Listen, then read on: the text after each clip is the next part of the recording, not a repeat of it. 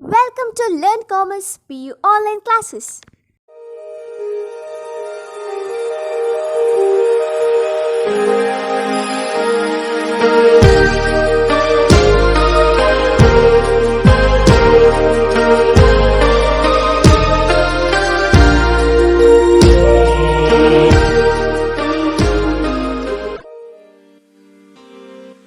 Don't forget to like our video and subscribe our YouTube channel for all the updates. ಆತ್ಮೀಯ ವಿದ್ಯಾರ್ಥಿಗಳೇ, ಪ್ರಥಮ PUCಯ ಇಂದಿನ online ತರಗತಿಗೆ ಸ್ವಾಗತ. ಕಳೆದ ತರಗತಿಯಲ್ಲಿ ನಾವು ಶಾಸ್ತ್ರಿ ಮಾಸ್ತರ್ ಮತ್ತವರ ಮಕ್ಕಳು ಅವರ ಆ ಒಂದು ಪಾಠದ ಬಗ್ಗೆ ಓದ್ತಾ ಇದ್ದು, ಇವತ್ತು ಅದರ ಮುಂದುವರಿದ ಭಾಗವನ್ನು ನೋಡಲಿಕ್ಕಿದ್ದೇವೆ. ನಿರೂಪಕರನ್ನು ಚೆನ್ನಾಗಿ ಶಾಲೆ ಕಲಿಯುವ ಹಾಗೆ ಮಾಡಿದವರು ಶಾಸ್ತ್ರಿ ಮಾಸ್ತರು. ಇವರ ಜೊತೆಗೇ ಇದ್ದರು, ನಿರೂಪಕರು ಶಾಸ್ತ್ರಿ ಮಾಸ್ತರ ಜೊತೆಗೇ ಇದ್ದರು. ಇಂತಹ ಸಂದರ್ಭದಲ್ಲಿ ಇವರಿಗೆ ಅವಳಿ ಜವಳಿ ಮಕ್ಕಳಾದವು ಶಾಸ್ತ್ರಿ ಮಾಸ್ತರಿಗೆ. ಆದರೂ ಕೂಡ ಶಾಸ್ತ್ರಿ ಮಾಸ್ತರು ತನ್ನ ಜೊತೆಗೆ ಇದ್ದಂತಹ ಈ ನಿರೂಪಕರನ್ನು ಯಾವತ್ತೂ ಕಡೆಗಣಿಸಲಿಲ್ಲ. ಸದಾ ಇವರ ಜೊತೆಗೆ ಇರ್ತಾ ಇದ್ವು. ಇವರ ಕಲಿಕೆ ಕೂಡ ಬಹಳ ಚೆನ್ನಾಗಿ ಸಾಗುತ್ತಾ ಇತ್ತು. ಇಂತಹ ಸಂದರ್ಭದಲ್ಲಿ ಹೀಗೆ ಕಾಲ ಬಹಳ ಚೆನ್ನಾಗಿ ಕಳೀತಾ ಇರುವಂತಹ ಸಂದರ್ಭದಲ್ಲಿ ಅವರ ಜೀವನದಲ್ಲಿ ಒಂದು ಘಟನೆ ನಡೆಯಿತು. ಏನು ಘಟನೆ ನಡೆಯಿತು ಅಂತ ಈ ಮುಂದಿನ ಭಾಗದಲ್ಲಿ ನೋಡುವ. ನಾನು 10ನೇ ವರ್ಗದಲ್ಲಿದ್ದೆ. ಆ 2 ಹುಡುಗರಿಗೆ ನರ್ಸರಿ ಶಾಲೆಗೆ ಸೇರಿಸಲಾಗಿತ್ತು. ನಾನು ಮಾಸ್ತರ ಸೇರಿ ಶಾಲೆಗೆ ಹೋಗಿದ್ದೆವು. ಅಂಬವ್ವ ಅವ್ವ ಅಡಿಗೆ ಕೆಲಸ ಮುಗಿಸಿಕೊಂಡು ಕಸೂತಿ ಹಾಕುತ್ತಾ ಒಬ್ಬಾಕಿನೇ ಮನೆಯಲ್ಲಿ ಇದ್ದಳು. ಆಗ ಮಧ್ಯಾಹ್ನ 2 ಆಗಿರಬೇಕು. ನಿತ್ಯ ಮುಂಜಾನೆ ಹುಡುಗರಿಗೆ ಶಾಲೆಗೆ ಕಳಿಸಲು ಅಂಬವ್ವ ಅವ್ವ ಹೋಗಿ ಸಂಜೆ ಕರೆದುಕೊಂಡು ಬರುತ್ತಿದ್ದಳು. ಅವತ್ತು ಮಧ್ಯಾಹ್ನ ಯಾಕೋ ಏನು ಶಾಲೆ ಬಿಟ್ಟದ್ದರಿಂದ ಹುಡುಗರು ತಾವೇ ರೋಡಿನ ಮೇಲೆ ನಡೆಯುತ್ತಾ ಆಟ ಆಡುತ್ತಾ ಬರುತ್ತಿದ್ದರು. ತೀವ್ರ ವೇಗವಾಗಿ ಬಂದ ಲಾರಿಗೆ 2 ಹುಡುಗರು ಸಿಕ್ಕು ಗಿಜಗುಳಕ್ಕೆ ಆಗಿ ಹೋದರು. ತಕ್ಷಣವೇ ಆಸ್ಪತ್ರೆಗೆ ಒಯ್ದರೂ ಪ್ರಯೋಜನವಾಗಲಿಲ್ಲ. ಪ್ರಾಣ ಅಲ್ಲೇ ಹೋಗಿದ್ದವು. ಅತ್ಯಂತ ನೆಮ್ಮದಿಯಿಂದ ಸಂತೃಪ್ತಿಯಿಂದ ಬದುಕುತ್ತಾ ಇದ್ದಂಥ ಕುಟುಂಬ ಶಾಸ್ತ್ರಿ ಮಾಸ್ತರದ್ದು. ಯಾವುದೇ ಕುಂದುಕೊರತೆಗಳಿರಲಿಲ್ಲ. ಮಕ್ಕಳಿಲ್ಲ ಅನ್ನುವಂಥ ಕೊರತೆ ಇತ್ತು, ಅದು ಕೂಡ ನಿವಾರಣೆಯಾಯಿತು. ಅವಳಿ ಜವಳಿ ಮಕ್ಕಳದು. ಈ ರೀತಿ ಖುಷಿಯಲ್ಲಿ ಇರಬೇಕಾದ್ರೆ ಏನಾಗಿತ್ತು ಅಂದರೆ, ಇವರು 10ನೇ ತರಗತಿಯಲ್ಲಿ ಇದ್ದರು. ಅಂತಹ ಸಂದರ್ಭದಲ್ಲಿ 2 ಹುಡುಗರನ್ನು ನರ್ಸರಿ ಶಾಲೆಗೆ ಸೇರಿಸಿದರು. ಆ ಮಾಸ್ತರ ಸೇರಿ ಶಾಲೆಗೆ ಹೋಗಿದ್ದರು. ಇವರು ನಿರೂಪಕರು ಮತ್ತು ಶಾಸ್ತ್ರಿ ಮಾಸ್ತರು ಅವರ ಶಾಲೆಗೆ ಇವರು 10ನೇ ತರಗತಿಗೆ ಹೋಗ್ತಾ ಇದ್ರು. ಶಾಸ್ತ್ರಿ ಮಾಸ್ತರು ಪಾಠ ಮಾಡಲಿಕ್ಕೆ ಹೋಗ್ತಾ ಇದ್ರು. ಇವರು ಹೋಗಿದ್ದಾರೆ. ಮನೆಯಲ್ಲಿರುವಂಥದ್ದು ಅಂಬವ್ವ ಒಬ್ಬರೇ. 2 ಮಕ್ಕಳು ನರ್ಸರಿ ಶಾಲೆಗೆ ಹೋಗ್ತಾ ಇದ್ರು. ಶಾಸ್ತ್ರಿ ಮಾಸ್ತರ ಹೆಂಡತಿ ಅಂಬವ್ವ ಒಬ್ಬರೇ ಇರುವಂಥದ್ದು. ಈ ಅಂಬವ್ವ ಅಡುಗೆ ಕೆಲಸ ಮುಗಿಸಿಕೊಂಡು ಬಟ್ಟೆಗಳಿಗೆ ಕಸೂತಿ ಹಾಕುವಂಥದ್ದು, ಬಟ್ಟೆಗಳಿಗೆ ಕಸೂತಿ ಹಾಕುವಂಥ ಕೆಲಸವನ್ನು ಮಾಡುತ್ತಾ ಒಬ್ಬರೇ ಮನೆಯಲ್ಲಿ ಇರ್ತಾ ಇದ್ರು. ಆಗ ಮಧ್ಯಾಹ್ನ 2 ಆಗಿರಬೇಕು, ಮಧ್ಯಾಹ್ನದ ಸಮಯ. ನಿತ್ಯ ಮುಂಜಾನೆ ಹುಡುಗರಿಗೆ ಶಾಲೆಗೆ ಕಳಿಸಲು ಅಂಬವ್ವ ಅವ್ವ ಹೋಗಿ ಸಂಜೆ ಕರೆದುಕೊಂಡು ಬರುತ್ತಿದ್ದಳು. ಬೆಳಗ್ಗೆ ಮತ್ತು ಸಂಜೆ 2 ಸಂದರ್ಭದಲ್ಲಿ ಅಂಬವ್ವ ಶಾಲೆಗೆ ಕರ್ಕೊಂಡು ಬರುವಂಥದ್ದು ಕೆಲಸ ಅವರದು. ಪ್ರತಿ ದಿವಸ ಇದನ್ನು ಮಾಡ್ತಾ ಇದ್ರು. ಆದರೆ ಅವತ್ತು ಮಧ್ಯಾಹ್ನ ಯಾಕೋ ಶಾಲೆ ಬಿಟ್ಟದ್ರಿಂದ ಹುಡುಗರು ತಾವೇ ರೋಡ್ನ ಮೇಲೆ ನಡೀತಾ ಬಂದರು. ಪ್ರತಿ ದಿವಸ ಅಂಬವ್ವ ಹೋಗಿ ಕರ್ಕೊಂಡು ಬರ್ತಾ ಇದ್ರು. ಅಲ್ಲಿ ತನಕ ಮಕ್ಕಳು ಶಾಲೆಯಲ್ಲೇ ಇರ್ತಾ ಇದ್ವು. ಆದರೆ ಆ ದಿವಸ ಏನಾಗಿತ್ತೋ ಗೊತ್ತಿಲ್ಲ. ಶಾಲೆ ಬಿಟ್ಟ ತಕ್ಷಣ ಆ ಮಕ್ಕಳು ಬಹುಶಃ ಸ್ವಲ್ಪ ನಾವು ದೊಡ್ಡವರಾಗಿದ್ದೇವೆ ಅನ್ನುವಂತಹ ಆಲೋಚನೆಯಿಂದಲೋ ಏನೋ ಆ ಮಕ್ಕಳು ರೋಡಿನಲ್ಲಿ ತಾವೇ ನಡ್ಕೊಂಡು ಬರ್ತಾ ಇದ್ರು. ಪುಟ್ಟ ಮಕ್ಕಳಾದರೆ ಸುಮ್ಮನೆ ರೋಡಲ್ಲಿ ನಡ್ಕೊಂಡು ಬರಲಿಕ್ಕೆ ಸಾಧ್ಯವಿಲ್ಲ. ಯಾವುದೇ ಮಕ್ಕಳಾದರೂ ನಾವು ನೋಡ್ತೇವೆ ಶಾಲೆಗೆ ಹೋಗುವ ಮಕ್ಕಳನ್ನು. ಅವರು ಆಟ ಆಡುತ್ತಾ, ಏನಾದರೂ ಒಂದು ಕಲ್ಲು ಸಿಕ್ಕಿದ್ರು ಸಾಕು, ಒಂದು ಕೋಲು ಸಿಕ್ಕಿದ್ರು ಸಾಕು, ಅದರಲ್ಲಿ ಆಟ ಆಡುತ್ತಾ ಬರ್ತಾ ಇರ್ತಾರೆ. ಈ ಮಕ್ಕಳು ಪಾಪ ಅದೇ ರೀತಿಯಲ್ಲಿ ಆಟ ಆಡುತ್ತಾ ಬರ್ತಾ ಇದ್ರು ರೋಡಿನ ಮೇಲೆ. ಆದರೆ ವಿಧಿ ಆಟ ವಿಪರೀತ ಕ್ರೂರವಾಗಿತ್ತು. ಏನು ಅಂತ ಹೇಳಿದ್ರೆ, ತೀವ್ರ ವೇಗವಾಗಿ ಅತಿಯಾದ ವೇಗದಿಂದ ಒಂದು ಲಾರಿ ಬಂತು. ಲಾರಿ ಬಂದದ್ದು ನೇರ ಈ 2 ಮಕ್ಕಳ ಮೇಲೆ ಹರಿದು ಹೋಯಿತು. ಲಾರಿಯ ಒಂದು ಕಡೆ ಲಾರಿ, ಮತ್ತೊಂದು ಕಡೆ ಪುಟ್ಟ ಮಕ್ಕಳು. ಅಂಥವರ ಮೇಲೆ ಆ ಲಾರಿ ಹರಿದ್ರೆ ಪರಿಸ್ಥಿತಿ ಏನಾಗಬಹುದು? ಲಾರಿ ಅಡಿಗೆ ಬಿದ್ದಂತಹ ಮಕ್ಕಳು ಗಿಜಗುಳಕಿಯಾಗಿ ಹೋದರು. ಗಿಜಗುಳಕಿ ಅಂದರೆ ಒಂದು ರೀತಿಯಲ್ಲಿ ಅಪ್ಪಚ್ಚಿಯಾಗಿ ಹೋದರು. ಅಂದರೆ ಲಾರಿ ಅಂದರೆ ಬಹಳ ದೊಡ್ಡದಾದಂಥ ವಾಹನ. ಲಾರಿಯೇ ಬೇಕಾಗಿಲ್ಲ, ಅದರ ಕೇವಲ ಚಕ್ರ ಮೈ ಮೇಲೆ ಹೋದರೂ ಸಾಕು ಪುಟ್ಟ ಮಕ್ಕಳಿಗೆ. ಅಂಥದ್ರಲ್ಲಿ ಇಡೀ ಲಾರಿ ಆ ಮಕ್ಕಳ ಮೈ ಮೇಲೆ ಹೋಗಿದೆ ಅಂತ ಹೇಳಿದ್ರೆ ಆ ಮಕ್ಕಳ ಪರಿಸ್ಥಿತಿ ಹೇಗಿದ್ದಿರಬಹುದು, ಅದನ್ನು ಕಲ್ಪಿಸಿಕೊಳ್ಳೋದಕ್ಕೂ ಕೂಡ ಸಾಧ್ಯವಿಲ್ಲ. ಆ ಮಕ್ಕಳನ್ನು ತಕ್ಷಣವೇ ಆಸ್ಪತ್ರೆಗೆ ತಗೊಂಡೋದ್ರು. ಆದರೆ ಏನು ಪ್ರಯೋಜನ? ಪ್ರಾಣ ಅಲ್ಲೇ ಹೋಗಿದ್ದವು. ಲಾರಿ ಅಡಿಯಲ್ಲಿ ಬಿದ್ದಾಗಲೇ ಆ ಮಕ್ಕಳ ಪ್ರಾಣ ಹೋಗಿತ್ತು. ಅಂದರೆ ಅಷ್ಟು ವೇಗವಾಗಿ ಬಂದಿದ್ದ ಲಾರಿ. ಮತ್ತು ಸಣ್ಣ ವಾಹನ ಏನಾದರೂ ಆಗಿದ್ದಿದ್ರೆ ಬದುಕುವ ಸಾಧ್ಯತೆ ಇತ್ತು ಏನೋ. ಅತಿ ದೊಡ್ಡದಾದ ಲಾರಿ ಆದ್ದರಿಂದ ಈ ಪುಟ್ಟ ಮಕ್ಕಳ ಮೇಲೆ ಚಲಿಸುವಾಗ ಬದುಕುವ ಸಾಧ್ಯತೆ ಇಲ್ಲವೇ ಇಲ್ಲ. ಅದೇ ರೀತಿಯಾಗಿತ್ತು. ಆಸ್ಪತ್ರೆಗೆ ತಗೊಂಡು ಹೋಗೋದಕ್ಕಿಂತ ಮೊದಲೇ ಅಲ್ಲೇ ಪ್ರಾಣ ಹೋಗಿಬಿಟ್ಟಿತ್ತು. ತಗೊಂಡು ಹೋಗಿದ್ದಾರೆ, ಆದರೆ ಪ್ರಾಣ ಆವಾಗಲೇ ಹೋಗಿ ಆಗಿತ್ತು. ಸುದ್ದಿ ಕೇಳಿ ಮಾಸ್ತರರು ಹೌಹಾರಿ ಹೋದರು. ನಾನು ಅವರ ಜೊತೆ ಓಡಿದೆ. ಅಂಬವ್ವ ಅವ್ವ ಮೂರ್ಛೆ ಹೋಗಿ ಬಿದ್ದಳು. ಬಿದ್ದವಳು ಮೇಲೆ ಏಳಲಿಲ್ಲ. ಶಾಲೆಗೆ ಶಾಲೆ, ಬಾಜಾರಿಗೆ ಬಾಜಾರಿ, ಊರಿಗೆ ಊರೇ ಆಸ್ಪತ್ರೆಗೆ ಓಡಿ ಬಂದಿತ್ತು. ಇದು ಶವಯಾತ್ರೆಯಾಗಿರಲಿಲ್ಲ, ದೇವರ ಜಾತ್ರೆಗೆ ಜನ ಸೇರಿದಂತಿತ್ತು. ಅಂಬವ್ವ ಅವ್ವನ ಹೆಣದ ಜೊತೆ ಆ ಎರಡೂ ಹುಡುಗರ ಹೆಣ ಸೇರಿಸಿ ಒಂದೇ ಕುಣಿಯಲ್ಲಿ ಮಲಗಿಸಲಾಯಿತು. ಅಲ್ಲಿ ಅಳದವರೇ ಪಾಪಿಗಳಾಗಿದ್ದರು. ಎಂಥ ಜನರಿಗೆ ಹ್ಯಾಂಗಾಯ್ತಲ್ಲ ಎಂದು ನೆರೆದ ಜನ ಗೋಳ್ಗರೆದರು. ಶಾಸ್ತ್ರಿ ಮಾಸ್ತರರು ಹುಚ್ಚಾಗಿ ಹೋಗಿದ್ದರು. ಮೇಲೆ ಮುಗಿಲು ಹರಿದು ಬಿದ್ದಂತೆ, ಸಿಡಿಲು ಬಡಿದಂತೆ ಅವರ ಸ್ಥಿತಿಯಾಗಿತ್ತು. ಸುದ್ದಿ ಗೊತ್ತಾಯಿತು ಮಾಸ್ತರಿಗೆ. ಎಂತಹ ಸುದ್ದಿ! ಯಾರಿಗೂ ಜೀರ್ಣಿಸಿಕೊಳ್ಳಿಕ್ಕೆ ಅಸಾಧ್ಯವಾಗಿರುವಂತಹ ಸುದ್ದಿ. ಇಂತಹ ಸುದ್ದಿಯನ್ನು ಕೇಳಿದಾಗ ಬೇರೆಯವರಿಗೇ ತಕ್ಷಣಕ್ಕೆ ಒಂದು ಶಾಕು ಹೊಡೆಯುವಂತಹ ಸುದ್ದಿ ಅದು. ಅಂಥದ್ರಲ್ಲಿ ಆ ಮಕ್ಕಳ ತಂದೆ ತಾಯಿಗೆ ಆ ಸುದ್ದಿ ಕೇಳುವಾಗ ಇನ್ನೇಗ ಆಗಬಹುದು. ಮಾಸ್ತರ್ ಹೌಹಾರಿ ಹೋಗ್ತಾರೆ. ಅಷ್ಟು ಮಾತ್ರ ಅಲ್ಲ, ಇವರು ಕೂಡ ಅವರ ಜೊತೆಗೆ ಓಡ್ತಾರೆ. ಅಂಬವ್ವ ಸುದ್ದಿ ಕೇಳಿ ಮೂರ್ಛೆ ತಪ್ಪಿ ಬಿದ್ದವರು ಮೇಲೆ ಎಳ್ಳೇ ಇಲ್ಲ. ಬಹುಶಃ ಅವರು ಮೂರ್ಛೆ ತಪ್ಪಿ ಬಿದ್ದದಲ್ಲ, ಸುದ್ದಿ ಕೇಳಿದ ರಭಸಕ್ಕೆ ಅವರ ಹೃದಯವೇ ನಿಂತು ಹೋಗಿತ್ತು. ಎಷ್ಟಾದರೂ ತಾಯಿ ಅಲ್ವಾ, ಮಕ್ಕಳಿಗೆ ಜನ್ಮ ಕೊಟ್ಟಂತಹ ತಾಯಿ, ಆ ಮುದ್ದು ಮುದ್ದಾಗಿ ಬೆಳೆಸಿದಂತಹ ಮಕ್ಕಳು, ತನ್ನ ಕಣ್ಣೆದುರು ಆಟವಾಡುವಂತಹ, ತೊದಲು ಮಾತನಾಡುತ್ತಾ, ಮನೆಯಲ್ಲಿ ಕಷ್ಟ ಇದ್ರೂ ಕೂಡ ಆ ಕಷ್ಟವನ್ನು ದೂರ ಮಾಡುವಂತಹ ನಗು ಉಳ್ಳಂತಹ ಮಕ್ಕಳು. ಆ ಮಕ್ಕಳು ಲಾರಿ ಅಡಿಗೆ ಬಿದ್ದ ಅಪ್ಪಚ್ಚಿಯಾಗಿ ಹೋಗಿದ್ದಾರೆ ಅಂತ ಹೇಳಿದ್ರೆ ಆ ಮಾತೃ ಹೃದಯ ಸಹಿಸಿಕೊಳ್ಳಿಕ್ಕೆ ಸಾಧ್ಯವೇ ಇಲ್ಲ.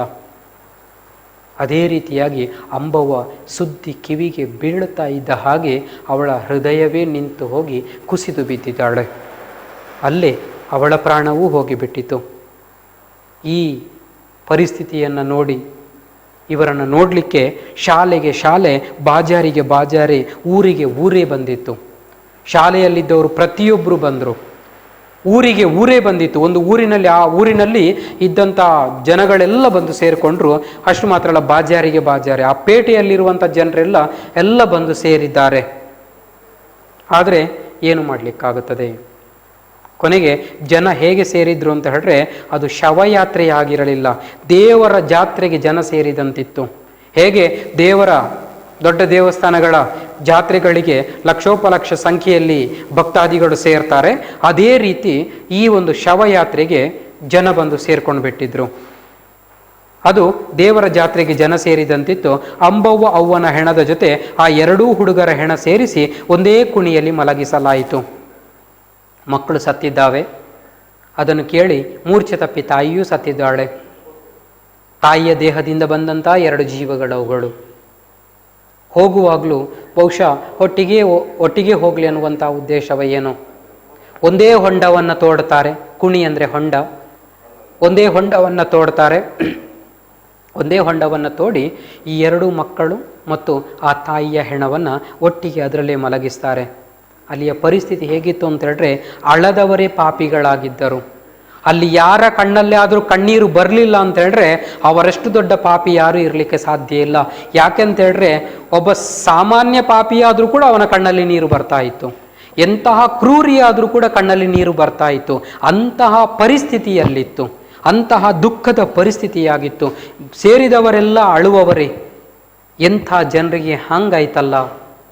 ಅಯ್ಯೋ, ಎಷ್ಟು ಒಳ್ಳೆಯ ಜನ, ಎಷ್ಟು ಒಳ್ಳೆಯ ಶಾಸ್ತ್ರಿ ಮಾಸ್ತರರು, ಎಷ್ಟು ಒಳ್ಳೆಯ ಅವರೊಬ್ಬರು ಪತ್ನಿ ಗೃಹಿಣಿ, ಎಷ್ಟು ಮುದ್ದಾದ ಎರಡು ಮಕ್ಕಳು. ಇಂಥವರಿಗೆ ಎಂಥ ಪರಿಸ್ಥಿತಿ ಆಯ್ತಲ್ಲ ಅಂತ ನೆರೆದ ಜನ ಒಂದೇ ಸಮನೆ ಅಳುತ್ತಾ ಇದ್ರು. ಶಾಸ್ತ್ರಿ ಮಾಸ್ತರು ಹುಚ್ಚಾಗಿ ಹೋಗಿದ್ರು. ಶಾಸ್ತ್ರಿ ಮಾಸ್ತರು ನೋಡಿ ಎಂಥ ಪರಿಸ್ಥಿತಿ. ಮಕ್ಕಳು ಇರಲಿಲ್ಲ, ಮಕ್ಕಳು ಹುಟ್ಟಿದ್ರು, ಖುಷಿ ಬಂತು ಜೀವನದಲ್ಲಿ. ಮಕ್ಕಳು ಹೋಗಿಬಿಟ್ಟು, ಮಕ್ಕಳು ಹೋಗುವಾಗ ಮಕ್ಕಳು ಮಾತ್ರ ಹೋಗಲಿಲ್ಲ, ತಾಯಿಯನ್ನೂ ಜೊತೆಗೆ ಕರ್ಕೊಂಡು ಹೋಗಿಬಿಟ್ರು. ಈಗ ಉಳಿದಿರುವಂಥದ್ದು ಏಕಾಂಗಿ ಶಾಸ್ತ್ರಿ ಮಾಸ್ತರರು ಮಾತ್ರ. ಅದು ಯಾವ ರೀತಿ ಪರಿಸ್ಥಿತಿ ಇರಬಹುದು, ಅವರಿಗೊಂದು ರೀತಿಯಲ್ಲಿ ಹುಚ್ಚು ಹಿಡಿದಂಗಾಗಿತ್ತು. ಆದ್ದರಿಂದ ಮೇಲೆ ಮುಗಿಲು ಹರಿದು ಬಿದ್ದವರಂತೆ ಸಿಡಿಲು ಬಡಿದಂತೆ ಅವರ ಸ್ಥಿತಿಯಾಗಿತ್ತು. ಆಕಾಶವೇ ತಲೆ ಮೇಲೆ ಬಿದ್ದರೆ ಏನಾಗಬಹುದು, ಸಿಡಿಲು ಹೊಡೆದ್ರೆ ಏನಾಗಬಹುದು, ಅಂದರೆ ಆ ರೀತಿ ಮಾತಿಲ್ಲ, ಕಥೆ ಇಲ್ಲ, ಭಾವನೆಗಳೇ ಇಲ್ಲ. ಆ ರೀತಿಯಾದಂತಹ ಒಂದು ಮನಸ್ಥಿತಿ ಈ ಶಾಸ್ತ್ರಿ ಮಾಸ್ತರದಾಗಿತ್ತು. ಮಣ್ಣಾಗಿ 6 ತಿಂಗಳಾಯಿತು. ಹಾಸಿಗೆ ಹಿಡಿದ ಮಾಸ್ತರು ಶಾಲೆಗೆ ಬರಲಿಲ್ಲ. ಕೊನೆಗೆ ಯೋಚಿಸಿ ಒಂದು ನಿರ್ಧಾರಕ್ಕೆ ಬಂದರು. ಇನ್ನು 10 ವರ್ಷ ಸೇವೆ ಇತ್ತು. ತಾವೇ ನಿವೃತ್ತಿಗೆ ಅರ್ಜಿ ಹಾಕಿದರು.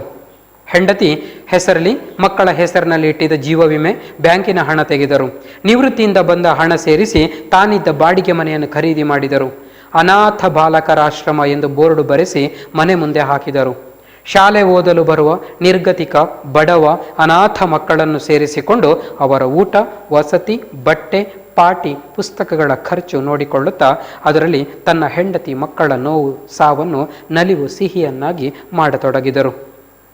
ಮಕ್ಕಳು ಸತ್ತು, ಹೆಂಡತಿ ಸತ್ತು 6 ತಿಂಗಳಾಯಿತು. ಶಾಸ್ತ್ರಿ ಮಾಸ್ತರು ಹಾಸಿಗೆ ಹಿಡಿದು ಬಿಟ್ಟರು. ಶಾಲೆಗೆ ಹೋಗಲೇ ಇಲ್ಲ, ಶಾಲೆ ಕಡೆ ಮುಖ ಮಾಡಲೇ ಇಲ್ಲ. ಅಂದರೆ ಬದುಕೇ ಬೇಡ, ಬದುಕಿನಲ್ಲಿ ಯಾರೂ ಇಲ್ಲ, ಉಳಿದದ್ದು ಒಬ್ಬರೇ, ಇನ್ನು ಯಾರಿಗೋಸ್ಕರ ಬದುಕಬೇಕು? ಆದ್ದರಿಂದ ಶಾಲೆ ಕಡೆಗೆ ಹೋಗಲೇ ಇಲ್ಲ ಇವರು. ಕೊನೆಗೆ ಆ ಹಾಸಿಗೆಯಲ್ಲಿದ್ದವರೇ ಯೋಚಿಸಿ ಒಂದು ತೀರ್ಮಾನಕ್ಕೆ ಬರ್ತಾರೆ. ಏನು ತೀರ್ಮಾನ? ಇನ್ನು 10 ವರ್ಷ ಸೇವೆ ಇತ್ತು ಅವರಿಗೆ. ಈ ಸರ್ಕಾರಿ ಸೇವೆ, ಶಿಕ್ಷಕರಾಗಿ ಸೇವೆ, ಗೌರ್ಮೆಂಟ್ ಸರ್ವಿಸ್ ಅಂತ ಏನು ಕರಿತೇವೆ, ಇನ್ನೂ 10 ವರ್ಷ ಇತ್ತು. ನಿವೃತ್ತಿಗೆ ಅರ್ಜಿ ಹಾಕಿದರು. ನಾನು ನಿವೃತ್ತಿ ತಗೊಳ್ಳುತ್ತೇನೆ, ಸ್ವಯಂ ನಿವೃತ್ತಿ ಆಗುವುದಕ್ಕಿಂತ ಮೊದಲು ಕೆಲಸಗಾರರೇ ತಗೊಳ್ಳುವ ನಿವೃತ್ತಿ, ಸ್ವಯಂ ನಿವೃತ್ತಿ, VRS ಅಂತ ಕರಿತೇವೆ. ಅದಕ್ಕೆ ಅರ್ಜಿ ಹಾಕ್ತಾರೆ. ಹೆಂಡತಿ ಹೆಸರಲ್ಲಿ ಮತ್ತು ಮಕ್ಕಳ ಹೆಸರಲ್ಲಿ ಇಟ್ಟಿದ್ದ ಜೀವ ವಿಮೆ, ಇನ್ಸುರೆನ್ಸ್ಗಳು, ಅದನ್ನು ತೆಗಿತಾರೆ. ಮತ್ತು ಮಕ್ಕಳ ಹೆಸರಿನಲ್ಲಿ, ಬಹುಶಃ ಹೆಂಡತಿ ಹೆಸರಿನಲ್ಲಿ ಅವರ ಭವಿಷ್ಯಕ್ಕೋಸ್ಕರ ಹಣವನ್ನು ಬ್ಯಾಂಕಿನಲ್ಲಿ ಇಟ್ಟಿದ್ರು, ಅದನ್ನು ಕೂಡ ತೆಗಿತಾರೆ. ನಿವೃತ್ತಿಯಿಂದ ಅವರ ಯಾವುದೇ ಒಬ್ಬ ಸರ್ಕಾರಿ ವ್ಯಕ್ತಿ ರಿಟೈರ್ಡ್ ಆಗುವಾಗ ಹಣ ಸಿಗುತ್ತದೆ ತುಂಬ, ಅದೆಲ್ಲವನ್ನು ಒಟ್ಟು ಸೇರಿಸಿಕೊಳ್ತಾರೆ ಇವರು. ತಾನಿದ್ದ ಬಾಡಿಗೆ ಮನೆಯನ್ನೇ ಖರೀದಿ ಮಾಡ್ತಾರೆ. ತಾನಿದ್ದಂತಹ ಅದೇ ಮನೆಯನ್ನು ಖರೀದಿ ಮಾಡಿ ಅಲ್ಲಿ ಅನಾಥ ಬಾಲಕರ ಆಶ್ರಮ ಅಂತ ಬೋರ್ಡ್ ಹಾಕ್ತಾರೆ. ಶಾಲೆಗೆ ಓದಲು ಬರುವಂತಹ ನಿರ್ಗತಿಕ, ಬಡವ, ಅನಾಥ ಮಕ್ಕಳು, ನಿರ್ಗತಿಕ ಯಾರು ಗತಿಗೋತ್ರ ಇಲ್ಲದಂತಹ ಮಕ್ಕಳು, ಮತ್ತು ಎಲ್ಲರೂ ಇದ್ದರೂ ಕೂಡ ಅತ್ಯಂತ ಬಡವರಾಗಿರುವಂತಹವರ ಮಕ್ಕಳು, ಮತ್ತು ಬೀದಿಯಲ್ಲಿ ಬಿಟ್ಟು ಹೋದಂತಹ ಮಕ್ಕಳು, ಅನಾಥರು, ಅಪ್ಪ ಅಮ್ಮ ಇಲ್ಲದಿರುವಂಥದ್ದು, ಅಂಥವರ ಮಕ್ಕಳನ್ನು ಸೇರಿಸಿಕೊಂಡು ಅವರಿಗೆ ಊಟ, ವಸತಿ, ಬಟ್ಟೆ, ಪಾಟಿ, ಪುಸ್ತಕಗಳ ಎಲ್ಲ ವ್ಯವಸ್ಥೆಯನ್ನು ನೋಡಿಕೊಂಡ್ರು ಇವರು. ಖರ್ಚು ನೋಡಿಕೊಳ್ಳುತ್ತಾ ಅದರಲ್ಲಿ ತನ್ನ ಹೆಂಡತಿ ಮಕ್ಕಳ ನೋವು, ಸಾವನ್ನು ನಲಿವು ಸಿಹಿಯನ್ನಾಗಿ ಮಾಡಿಕೊಂಡ್ರು. ಈ ಮೂಲಕ ಆ ಬಡ ನಿರ್ಗತಿಕ ಮಕ್ಕಳಿಗೊಂದು ವ್ಯವಸ್ಥೆ ಕಲ್ಪಿಸುವ ಮೂಲಕ, ಸೂರು ಕಲ್ಪಿಸುವ ಮೂಲಕ ತನ್ನ ಮಕ್ಕಳನ್ನು, ಹೆಂಡತಿಯನ್ನು ಕಳ್ಕೊಂಡ ನೋವನ್ನು ಮರೆಯೋದಕ್ಕೆ ಆರಂಭ ಮಾಡುತ್ತಾರೆ. ಮನುಷ್ಯನ ಜೀವನ ಹೇಗೆ ಬೇಕಾದರೂ ಬದಲಾಗಬಹುದು, ಆದರೆ ಬದಲಾದದ್ದನ್ನು ಕೂಡ ನಾವು ಯಾವ ರೀತಿಯಾಗಿ ಧನಾತ್ಮಕವಾಗಿ ತಗೊಂಡು ಹೋಗಬಹುದು ಅನ್ನೋದಕ್ಕೆ ಶಾಸ್ತ್ರಿ ಮಾಸ್ತರರು ನಮಗೆ ಒಂದು ಯೋಚನೆ, ನಮಗೆ ಆದರ್ಶವಾಗಿ ಇರ್ತಾರೆ. ಎಷ್ಟೋ ಜನ ಜೀವನದಲ್ಲಿ ತಮ್ಮ ಪ್ರೀತಿ ಪಾತ್ರನ ಕಳ್ಕೊಂಡಾಗ ಸಂಪೂರ್ಣವಾಗಿ ಮಾನಸಿಕ ಅಸ್ವಸ್ಥರಾಗುವಂಥದ್ದು, ಅಥವಾ ಕೆಲವರಂತೂ ತಮ್ಮ ಜೀವವನ್ನು ಕಳ್ಕೊಳ್ಳುವಂಥದ್ದು ಕೂಡ ಇದೆ. ಕೆಲವರಿಗಂತೂ ತಮ್ಮ ಆತ್ಮೀಯರಿಗೇನೋ ತೊಂದರೆ ಆದರೆ ಹೃದಯಾಘಾತವಾಗಿ ಹೋಗುವಂಥದ್ದು ಕೂಡ ಇರ್ತದೆ. ಕೆಲವರು ಯಾವುದೂ ಬೇಡ ಅಂತ ಹೇಳ್ಕೊಂಡ್ಬಿಟ್ಟು ಸುಮ್ಮನೆ ಸಾಯುವವರೆಗೆ ಬದುಕುವಂಥ ಜೀವನ ಸಾಗಿಸುವವರು ಅಂಥವರು ಕೂಡ ಇದ್ದಾರೆ. ಆದರೆ ಕೆಲವೊಂದು ಸಂದರ್ಭದಲ್ಲಿ ನಮ್ಮ ಜೀವನದಲ್ಲಿ ಘಟನೆಗಳೇನಾದರೂ ಸಂಭವಿಸಿದಾಗ, ಇಂಥ ದುರ್ಘಟನೆಗಳು, ಅದನ್ನು ಯಾವ ರೀತಿ ಬದಲಾಯಿಸಿಕೊಳ್ಳಬಹುದು? ನಮ್ಮ ದುಃಖವನ್ನು ಇನ್ನೊಬ್ಬರ ನಲಿವಿನ ಮೂಲಕ, ಇನ್ನೊಬ್ಬರ ಸುಖದ ಮೂಲಕ ಅದನ್ನು ನೋಡ್ತಾ ಹೇಗೆ ಮರಿಬಹುದು ಅನ್ನೋದಕ್ಕೆ ಇವರೊಂದು ಆದರ್ಶ ವ್ಯಕ್ತಿಯಾಗಿ ನಮಗೆ ಕಾಣಸಿಗುತ್ತಾರೆ. ಅನೇಕ ಸಮಸ್ಯೆಗಳು ಬರ್ತವೆ ಪ್ರತಿಯೊಬ್ಬರ ಜೀವನದಲ್ಲಿ. ಸಮಸ್ಯೆಗಳಿಲ್ಲದಿರುವಂಥ ಮನುಷ್ಯನೇ ಇಲ್ಲ. ಮನುಷ್ಯನಾದ ಮೇಲೆ ಸಮಸ್ಯೆಗಳು ಬರಲೇಬೇಕು. ಆದರೆ ಆ ಸಮಸ್ಯೆಗಳ ಮಧ್ಯೆಯೂ ಬದುಕುವುದು ಹೇಗೆ ಅನ್ನೋದಕ್ಕೆ ಇವರೊಂದು ಉದಾಹರಣೆ. ಹೀಗೆ ಶಾಲೆಯನ್ನು ಆರಂಭಿಸಿ ಅನಾಥ ಬಾಲಕರಾಶ್ರಮವನ್ನು ಆರಂಭಿಸಿ ಅಲ್ಲಿ ಎಲ್ಲ ಮಕ್ಕಳಿಗೆ ವ್ಯವಸ್ಥೆ ಮಾಡಿಕೊಡ್ತಾರೆ. ಆ ಮೂಲಕ ತಮ್ಮ ನೋವನ್ನು ಮರೆಯುವಂಥ ಪ್ರಯತ್ನವನ್ನು ಮಾಡ್ತಾರೆ. ಕಂಪನಿ ಬಂಬು ಊದಿತು, ಕೇಳಿ ಎಚ್ಚರವಾಯಿತು. ಮುಂದಿನ ನೆನಪುಗಳು ನಿಂತವು. ಎದ್ದು ನಿಂತೆನು. ಲುಂಗಿ ಬ್ಯಾಗಿನೊಳಗಿಟ್ಟುಕೊಂಡು ಶಾಲೆಯ ಆವರಣದಲ್ಲಿದ್ದ ನಳದಲ್ಲಿ ಮುಖ ತೊಳೆದುಕೊಂಡೆನು. ಅಲ್ಲೇ ಸಮೀಪದಲ್ಲಿದ್ದ ಶಾಸ್ತ್ರಿ ಮಾಸ್ತರ ಅನಾಥ ಬಾಲಕರಾಶ್ರಮಕ್ಕೆ ಹೋಗಬೇಕೆನಿಸಿತು. ಹೊರಟೆ. ಇದೆಲ್ಲ ಇಷ್ಟು ನೆನಪಾದಿವರಿಗೆ ಆ ಹೈಸ್ಕೂಲ್ನಲ್ಲಿ ಬಂದು ಮಲಗಿದಾಗ ಒಂದೊಂದೇ ನಿದ್ದೆ ಬರಲಿಲ್ಲ ಚಳಿಗೆ, ಹಾಗೆ ನೆನಪಾಗುತ್ತಾ ಹೋಯಿತು. ಈಗ ನೆನಪುಗಳೆಲ್ಲ ಹಾಗೆ ಒಂದೊಂದಾಗಿ ಬರ್ತಾ ಇರಬೇಕಾದ್ರೆ ಕಂಪನಿಯ ಬಂಬು ಊದಿತು. ಬಂಬು ಅಂತ ಹೇಳಿದ್ರೆ ಸೈರನ್. ದೊಡ್ಡ ದೊಡ್ಡ ಕಾರ್ಖಾನೆಗಳಲ್ಲೆಲ್ಲ ಸೈರನ್ ಇರ್ತದೆ. ಅಂದರೆ ಸಮಯವನ್ನು ಸೂಚಿಸಲಿಕ್ಕೆ, ಕೆಲಸಗಾರರು ಕೆಲಸಕ್ಕೆ ಹಾಜರಾಗಲಿಕ್ಕೆ, ಮನೆಗೆ ತೆರಳಲಿಕ್ಕೆ ಅದಕ್ಕೆ ಸೈರನನ್ನು ಹಾಕ್ತಾರೆ. ಇದು ಬೆಳಗಿನ ಸೈರನ್. ಅದು ಕೇಳಿ ಇವರಿಗೆ ಎಚ್ಚರವಾಗ್ತದೆ. ಮುಂದಿನ ನೆನಪುಗಳು ಅಲ್ಲಿಗೆ ನಿಂತು ಹೋಯಿತು. ಎದ್ದು ನಿಂತುಕೊಳ್ತಾರೆ. ಬಟ್ಟೆಯನ್ನು ಬ್ಯಾಗಿನೊಳಗೆ ಇಟ್ಟುಕೊಂಡು ಶಾಲೆಯ ಆವರಣದಲ್ಲಿ ನಳ ಇತ್ತು. ನಳ ಅಂದರೆ ನಲ್ಲಿ, ಟ್ಯಾಪ್. ಅದರಲ್ಲಿ ಮುಖ ತೊಳ್ಕೊಳ್ತಾರೆ. ಅಲ್ಲೇ ಸಮೀಪದಲ್ಲಿದ್ದ ಶಾಸ್ತ್ರಿ ಮಾಸ್ತರ ಆಶ್ರಮಕ್ಕೆ ಹೋಗಬೇಕು ಅಂತ ಇವರಿಗೆ ಅನಿಸಿತು. ಅಲ್ಲಿಗೆ ಹೊರಡ್ತಾರೆ. ಇಷ್ಟೆಲ್ಲ ನೆನಪಾದಾಗ ಒಂದು ಸಲ ಇವರು ಹೋದದ್ದು ಯಾವುದೋ, ಹೊರಟದ್ದು ಯಾವುದೋ ಕೆಲಸಕ್ಕೆ ಟೆಲಿಗ್ರಾಮ್ ಬಂತು ಅಂತ. ಆದರೆ ಇಲ್ಲಿ ಪರಿಸ್ಥಿತಿ ಈಗ ಅವರಿಗೆ ನೆನಪಾದಾಗ ಒಂದು ಸಲ ಅನಾಥಾಶ್ರಮಕ್ಕೆ ಹೋಗಲೇಬೇಕು ಅಂತ ಅನ್ನಿಸ್ತು. ಹೊರಡ್ತಾರೆ. ಮೊದಲಿನ ಶಹಬಾದ ಈಗ ಇರಲಿಲ್ಲ. ACC ಸಿಮೆಂಟ್ ಕಂಪನಿಯಿಂದ ABL ಕಂಪನಿಯಿಂದ ಜನ ತುಂಬಿ ಹೋಗಿತ್ತು. ಊರಿನ 4 ದಿಕ್ಕಿಗೂ ಊರು 1 ಮೈಲಿನವರೆಗೆ ಬೆಳೆದಿತ್ತು. ನಾನು ನೋಡುತ್ತಾ ಹೊರಟೆ. ನೀರು ತುಂಬುವ, ಸಂಡಾಸಿಗೆ ಹೊರಟಿರುವ, ಕೆಲಸಕ್ಕಾಗಿ ಹೊರಟಿರುವ, ಊರಿಗೆ ಹೋಗುವ, ಕಾಯಿ ಪಲ್ಯ ತುಂಬಿಕೊಂಡು ಬರುವ, ಹೋಟೆಲ್ ಅಂಗಡಿ ತೆರೆಯುವ ಜನರನ್ನು ನೋಡುತ್ತಾ ನಡೆದೆ. ಮೊದಲು ಇವರು ಶಾಲೆ ಕಲಿಯುವಾಗ ಇದ್ದಂತಹ ಶಹಬಾದ್ ಈಗ ಇರಲಿಲ್ಲ. ಸಂಪೂರ್ಣ ಬದಲಾಗಿದೆ. ಪಟ್ಟಣ ಅಂತ ಹೇಳಿದ್ರೆ ಇದ್ದ ಹಾಗೆ ಇರುವುದಿಲ್ಲ. ವರ್ಷಕ್ಕೆ ಬದಲಾಗುತ್ತಾ ಹೋಗುತ್ತದೆ. ಹೊಸ ಹೊಸ ಕಟ್ಟಡಗಳು ಬರ್ತವೆ, ಕಂಪನಿಗಳು ಬರ್ತವೆ, ಕಾರ್ಖಾನೆಗಳು ಆರಂಭವಾಗುತ್ತವೆ, ವಾಹನಗಳ ಸಂಖ್ಯೆ ಹೆಚ್ಚಾಗುತ್ತಾ ಹೋಗುತ್ತದೆ, ಪೇಟೆಗೆ ಬರುವ ಜನಸಂಖ್ಯೆ ಹೆಚ್ಚಾಗುತ್ತಾ ಹೋಗುತ್ತದೆ. ಈ ರೀತಿ ಬದಲಾಗುತ್ತದೆ. ಅದೇ ರೀತಿ ಇಲ್ಲಿ ಕೂಡ ಇವರು ಆವಾಗ ಇದ್ದಂಥ ಶಹಬಾದ್ ಈಗ ಇರಲಿಲ್ಲ. ACC ಸಿಮೆಂಟ್ ಕಂಪನಿ, ಸಿಮೆಂಟ್ ಕಂಪನಿಗೆ ಬಹಳ ಹೆಸರುವಾಸಿಯಾಗಿರುವಂಥದ್ದು ACC ಸಿಮೆಂಟ್ ಅನ್ನುವಂಥದ್ದು. ಅದರ ಕಂಪನಿ ABL ಅನ್ನುವಂಥದ್ದು ಇನ್ನೊಂದು ಕಂಪನಿ. ಇದರಿಂದ ಜನ ತುಂಬಿ ಹೋಗಿತ್ತು. ಊರಿನ 4 ದಿಕ್ಕಿಗೂ ಊರು 1 ಮೈಲಿನವರೆಗೆ ಬೆಳೆದಿತ್ತು. ಪೂರ್ವ, ಪಶ್ಚಿಮ, ಉತ್ತರ, ದಕ್ಷಿಣ ಈ 4 ದಿಕ್ಕುಗಳಿಗೂ 1 ಮೈಲು ವಿಸ್ತರಿಸಿತ್ತು. ಅಷ್ಟು ದೊಡ್ಡದಾಗಿತ್ತು ಈ ಶಹಾಬಾದ್ ಪೇಟೆ. ಇವರು ನೋಡ್ತಾ ಹೋಗ್ತಾರಂತೆ. ನೀರು ತುಂಬುವ, ಎಲ್ಲಿಂದಲೂ ನೀರಿಗೆಲ್ಲ ಆ ಕಡೆಗಳೇ ಭಾರಿ ಕಷ್ಟ ಇದೆ. ಮಳೆ ಕಡಿಮೆ ಬರುವಂಥದ್ದು. ಗುಲ್ಬರ್ಗ ನಾವು ಹೈದರಾಬಾದ್ ಕರ್ನಾಟಕ ಅಂತ ಕರೀತಾ ಇದ್ವು. ಈಗ ಅದಕ್ಕೆ ಕಲ್ಯಾಣ ಕರ್ನಾಟಕ ಅಂತ ಹೆಸರಿಟ್ಟಿದ್ದಾರೆ. ಆ ಪ್ರದೇಶಗಳಲ್ಲಿ ನೀರಿಗೆ ಯಾವತ್ತೂ ಸಮಸ್ಯೆ. ಆದ್ದರಿಂದ ನೀರು ಎಲ್ಲಿಂದಲೋ ಹೊತ್ತುಕೊಂಡು ಬರಬೇಕಾಗತ್ತೆ. ಬೆಳಗ್ಗೆ ಇದೊಂದು ದೃಶ್ಯ ಕಾಣಸಿಗುತ್ತದೆ. ಸೈಕಲ್ಗಳಲ್ಲಿ, ಎತ್ತಿನ ಬಂಡಿಗಳಲ್ಲಿ ನೀರೆಲ್ಲ ಹೊತ್ತುಕೊಂಡು ಹೋಗುವಂಥದ್ದು.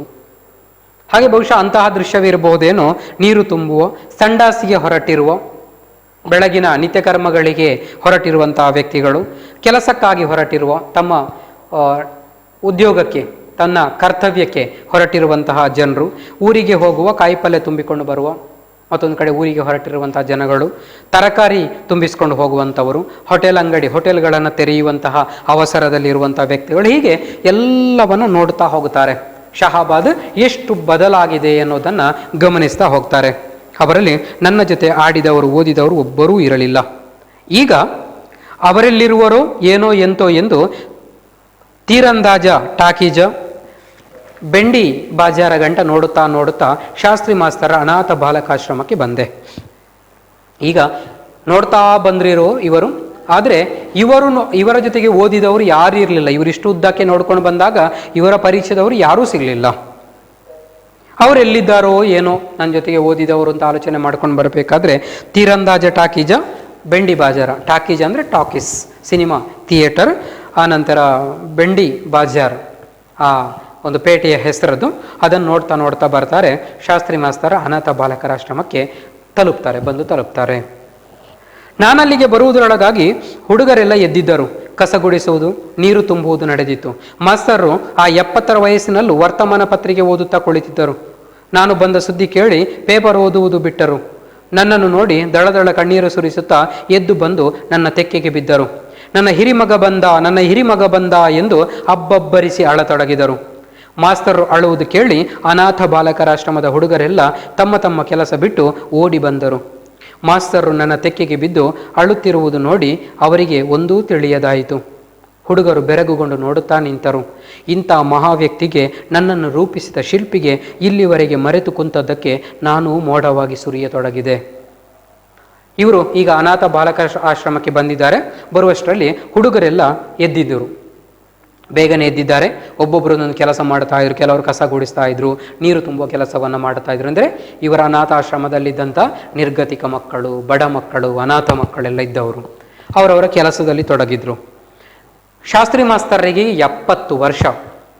70ರ ವಯಸ್ಸಿನಲ್ಲೂ ಕೂಡ ವರ್ತಮಾನ ಪತ್ರಿಕೆ, ದಿನಪತ್ರಿಕೆ ಓದ್ತಾ ಕೂತ್ಕೊಂಡಿದ್ರು. ಈ 70ರ ವಯಸ್ಸಿಗೆ ಆಗುವಾಗ ಕಣ್ಣು ಸ್ವಲ್ಪ ಮಂಜಾಗುವಂಥದ್ದು, ಜ್ಞಾಪಕ ಶಕ್ತಿ ಕಡಿಮೆ ಆಗುವಂಥದ್ದು ಆಗ್ತಾ ಬರ್ತದೆ. ಆದರೆ ಶಾಸ್ತ್ರಿ ಮಾಸ್ತರು ಮಾತ್ರ ಅದರಲ್ಲಿ ಏನು ಸಮಸ್ಯೆ ಆಗಿರಲಿಲ್ಲ. ಪತ್ರಿಕೆ ಓದ್ತಾ ಕುಳಿತಿದ್ರು. ಇವರು ಬಂದ ಸುದ್ದಿ ಕೇಳಿ ಪೇಪರ್ ಓದುವುದು ಬಿಟ್ಟರು. ನನ್ನನ್ನು ನೋಡಿ ದಳದಳ ಕಣ್ಣೀರು ಸುರಿಸ್ತಾ ಎದ್ದು ಬಂದು ತೆಕ್ಕೆಗೆ ಬಿದ್ದರು. ಇವರು ಬಂದಿದ್ದಾರೆ ಅಂತ ಗೊತ್ತಾಯಿತು. ಪೇಪರನ್ನು ಪಕ್ಕಕ್ಕಿಟ್ಟರು. ಇವರನ್ನು ನೋಡಿದವರೇ ಒಂದೇ ಸಮನೆ ದಳದಳ, ಒಂದೇ ಸಮನೆ ಕಣ್ಣೀರು ಸುರಿಸ್ತಾ ಓಡ್ಕೊಂಡು ಬರ್ತಾರೆ. ಓಡ್ಕೊಂಡು ಬಂದು ಇವರನ್ನು ತಬ್ಬಿಕೊಳ್ಳುತ್ತಾರೆ. ಅಬ್ಬಬ್ಬರಿಸಿ ಅಳತೊಡಗಿದ್ರು. ಅಷ್ಟು ಮಾತ್ರ ಅಲ್ಲ, ಒಂದೇ ಸಮನೆ ಅಳುತ್ತಾರೆ. ಹೇಗೆ ಅಂತ ಹೇಳಿದ್ರೆ, ನನ್ನ ಹಿರಿಮಗ ಬಂದ, ನನ್ನ ಹಿರಿಮಗ ಬಂದ. ಅವತ್ತು ಹೇಳ್ತಾ ಇದ್ರಲ್ವ, ನನಗೆ 3 ಜನ ಮಕ್ಕಳು ಅಂತ. ಬಹುಶಃ ಅದರಲ್ಲಿ ಉಳಿದದ್ದು ಇದೊಬ್ಬನೇ ಮಗ, ಹಿರಿಮಗ. ಆದ್ದರಿಂದ ಹಿರಿಮಗ ಬಂದ, ಹಿರಿಮಗ ಬಂದ ಅಂತ ಒಂದೇ ಸಮನೆ ಅಳುತ್ತಾರೆ. ಬಹುಶಃ ಇವರ ಈ ಅಳುವಿನಲ್ಲಿ ಏನೇ ಆದರೂ, ಮನುಷ್ಯ ಏನೇ ಪ್ರಯತ್ನ ಪಟ್ಟರೂ ಕೂಡ ಅವನ ಜೀವನದಲ್ಲಿ ಆಗುವಂಥ ಘಟನೆಗಳಿಂದ ಬರುವಂಥ ನೋವು, ಆ ಘಾಸಿ, ಅದು ಯಾವತ್ತೂ ಹೋಗಲಿಕ್ಕೆ ಸಾಧ್ಯವಿಲ್ಲ. ಈ ಶಾಸ್ತ್ರಿ ಮಾಸ್ತರು ಇವರನ್ನು ಅಪ್ಪಿಕೊಂಡು ಅಳುವುದರಲ್ಲೇ ಗೊತ್ತಾಗುತ್ತದೆ ಅದೆಷ್ಟು ದುಃಖವನ್ನು ನುಂಗಿಕೊಂಡು ಅವರು ಬದುಕುತ್ತಾ ಇದ್ದಾರೆ. ಆ ದುಃಖದ ಕಟ್ಟೆ ಇವರನ್ನು ಕಂಡ ಕೂಡಲೇ ಒಡೆದು ಹೋಗಿ ನೀರಾಗಿ ಹರಿದು ಹೋಗುತ್ತಾ ಉಂಟು. ಅಷ್ಟು ವರ್ಷದಿಂದ ಇವರು ಆ ದುಃಖವನ್ನು ಮನಸ್ಸಿನ ಒಳಗಡೆ ಇಟ್ಟುಕೊಂಡು ತನ್ನ ಜೀವನವನ್ನು ಇನ್ನೊಬ್ಬರಿಗೂ ಮುಡಿಪಾಗಿ ಇಟ್ಟುಕೊಂಡು ಬದುಕುತ್ತಾ ಇದ್ದಾರೆ. ನಿಜವಾಗ್ಲೂ ಶಾಸ್ತ್ರಿ ಮಾಸ್ತರರ ವ್ಯಕ್ತಿತ್ವ ತುಂಬ ಶ್ರೇಷ್ಠವಾದಂತಹ ವ್ಯಕ್ತಿತ್ವ. ಇವರು ಅಳುವುದನ್ನು ಕೇಳಿ ಅನಾಥ ಬಾಲಕರಾಶ್ರಮದ ಮಕ್ಕಳೆಲ್ಲ ಓಡ್ಕೊಂಡು ಬರ್ತಾರಂತೆ. ಏನಾಯಿತು ಅಂತ. ಮಾಸ್ತರ್ ಇವರ ತೆಕ್ಕೆಗೆ ಬಿದ್ದು ಇವರನ್ನು ತಬ್ಬಿಕೊಂಡು ಅಳುತ್ತಾ ಇದ್ದಾರೆ. ಅವರಿಗೂ ಒಂದೂ ತಿಳಿಯದಾಯಿತು, ಏನಪ್ಪ ಇದು, ಯಾರು ಬಂದಿದ್ದಾರೆ ವ್ಯಕ್ತಿ. ಇದನ್ನು ನೋಡಿದರೆ ಶಾಸ್ತ್ರಿ ಮಾಸ್ತರ್ ಇವತ್ತು ಇವನನ್ನು ತಬ್ಬಿಕೊಂಡು ಅಳುತ್ತಾ ಇದ್ದಾರೆ. ಅವರಿಗೆ ಒಂದೂ ತಿಳಿಯದಾಯಿತು. ಹುಡುಗರು ಆಶ್ಚರ್ಯದಿಂದ ನೋಡ್ತಾ ನಿಂತುಕೊಳ್ಳುತ್ತಾರೆ. ಇವರು ಅಂದುಕೊಳ್ಳುತ್ತಾರೆ, ಎಂತಹ ಮಹಾ ವ್ಯಕ್ತಿ, ಎಲ್ಲೋ ದನ ಕಾಯ್ತಾ ಕಳೆದು ಹೋಗಬೇಕಾದಂಥ ವ್ಯಕ್ತಿ ನಾನು, ಎಲ್ಲೋ ಒಂದು ಹಳ್ಳಿಯಲ್ಲಿ ಕಳೆದು ಹೋಗಬೇಕಾದಂಥ ವ್ಯಕ್ತಿ ನಾನು. ಅಂತಹ ವ್ಯಕ್ತಿ ಇವತ್ತೊಂದು ಎಷ್ಟು ದೊಡ್ಡ ಸ್ಥಾನಕ್ಕೆ ಏರಿದ್ದೇನೆ.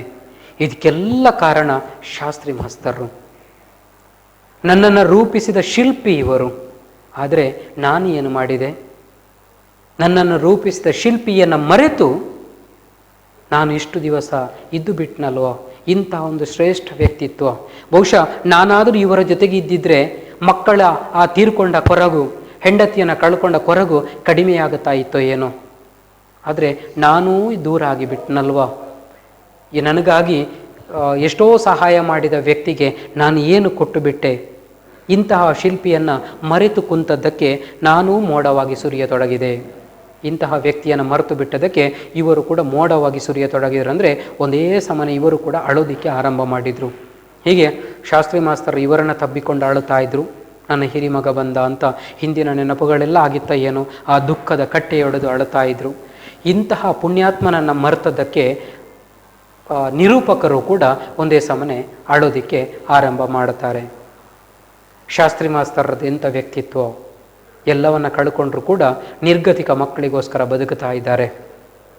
ತನ್ನ ನೋವು ತನ್ನ ಒಳಗಡೆ ಇಟ್ಟುಕೊಂಡು, ಅಂದರೆ ಜಗವೆಲ್ಲ ನಗುತ್ತಿರಲಿ, ಜಗದ ಅಳುವು ನನಗಿರಲಿ, ನಾನು ಹೆಂಡತಿ ಮಕ್ಕಳನ್ನು ಕಳ್ಕೊಂಡಿದ್ದೇನೆ, ಆ ಅಳು ನನಗಿರಲಿ. ಆದರೆ ತಂದೆ ತಾಯಿಯನ್ನು ಕಳ್ಕೊಂಡ ಮಕ್ಕಳು ಎಷ್ಟೋ ಜನ ಇದ್ದಾರೆ, ಊಟಕ್ಕೆ ಗತಿ ಇಲ್ಲದ ಮಕ್ಕಳು ಎಷ್ಟೋ ಜನ ಇದ್ದಾರೆ. ಅವರು ಖುಷಿಯಾಗಿರಬೇಕು ಅಂತ ತಮ್ಮ ಜೀವನವನ್ನು ಅವರಿಗೋಸ್ಕರ ಮುಡಿಪಾಗಿಟ್ಟಂತಹ ಶ್ರೇಷ್ಠ ವ್ಯಕ್ತಿ ಈ ಶಾಸ್ತ್ರಿ ಮಾಸ್ತರು. ಇಂತಹ ಶ್ರೇಷ್ಠ ವ್ಯಕ್ತಿತ್ವ ಹೊಂದಿದವರು ಇವರು. ಆ ಶ್ರೇಷ್ಠ ವ್ಯಕ್ತಿತ್ವದ ಶಾಸ್ತ್ರಿ ಮಾಸ್ತರ್ ರೂಪಿಸಿದ ಶಿಲ್ಪಿಯೇ ಈ ನಿರೂಪಕರು. ಅದೆಷ್ಟು ಇಂತಹ ವ್ಯಕ್ತಿಗಳನ್ನು ರೂಪಿಸಿದ್ದಾರೋ ಗೊತ್ತಿಲ್ಲ. ಯಾಕೆಂದರೆ ಅನಾಥರು ಬೀದಿಯಲ್ಲಿ ಬಿದ್ದು ಹೋಗಬೇಕಾಗಿತ್ತು, ಬಡವರು ಸರಿಯಾದ ವ್ಯವಸ್ಥೆ ಇಲ್ಲದೆ ಶಾಲೆಗೆ ಹೋಗದೆ ಅವರು ಇನ್ನೇನೋ ಆಗಿ ಹೋಗಬೇಕಿತ್ತು. ಅಂಥವರಿಗೊಂದು ವ್ಯವಸ್ಥೆಯನ್ನು ಕಲ್ಪಿಸಿದ್ದಾರೆ. ಆ ಒಂದು ಅವರ ಕೆಲಸ ಕಾರ್ಯದಲ್ಲಿ ಈ ಶಾಸ್ತ್ರಿ ಮಾಸ್ತರು ಎಷ್ಟು ದೊಡ್ಡ ಒಂದು ವ್ಯಕ್ತಿತ್ವವನ್ನು ಹೊಂದಿದ್ದವರು, ಅವರ ಗುಣನಡತೆ ಈ ಸಮಾಜಕ್ಕೆ ಎಷ್ಟು ಆದರ್ಶಪ್ರಾಯ, ಈ ಸಮಾಜದಲ್ಲಿ ಸ್ವಾರ್ಥದಿಂದ ಬದುಕುತ್ತಾ ಇರುವವರಿಗೆ ಎಷ್ಟೊಂದು ಪಾಠಗಳನ್ನು ಹೇಳಿಕೊಡ್ತದೆ, ಜೀವನ ಪಾಠಗಳನ್ನು ಹೇಳಿಕೊಡ್ತದೆ. ಅಂತಹ ಒಂದು ಅದ್ಭುತ ಜೀವ ಚೈತನ್ಯ ಈ ಶಾಸ್ತ್ರಿ ಮಾಸ್ತರರು. ಇಲ್ಲಿಗೆ ಈ ಶಾಸ್ತ್ರಿ ಮಾಸ್ತರ ಮತ್ತು ಅವರ ಮಕ್ಕಳು ಪಾಠ ಮುಕ್ತಾಯವಾಯಿತು. ಇದರ ಲೇಖಕರನ್ನು ನೆನಪಿಟ್ಟುಕೊಳ್ಳಿ, ಡಾಕ್ಟರ್ ಚೆನ್ನಣ್ಣ ವಾಲಿಕಾರ. ಇದರ ಆಕರ ಕೃತಿ ಸಮಗ್ರ ಸಣ್ಣ ಕಥಾ ಸಂಪುಟ ಎನ್ನುವಂಥದ್ದು. ಮುಂದಿನ ತರಗತಿಯಲ್ಲಿ ಇನ್ನೊಂದು ಪಾಠದೊಂದಿಗೆ ನಿಮ್ಮನ್ನು ಭೇಟಿಯಾಗ್ತೇನೆ. ಧನ್ಯವಾದಗಳು. Don't forget to like our video and subscribe our YouTube channel for all the updates.